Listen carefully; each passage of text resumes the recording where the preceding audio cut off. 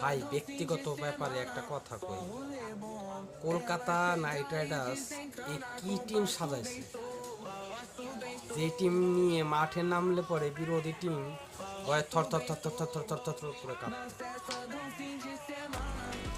যে team squad বানিয়েছে সেই টিমে এমন কোনো প্লেয়ার ফিনিশার থেকে শুরু করে স্টার্টিং হিটার বাকি রাখেনি। বাবারে বাবা, প্লেয়ারটাকে নিতে হবে তো নিতেই হবে, সে প্রাইস যতই যাই হোক।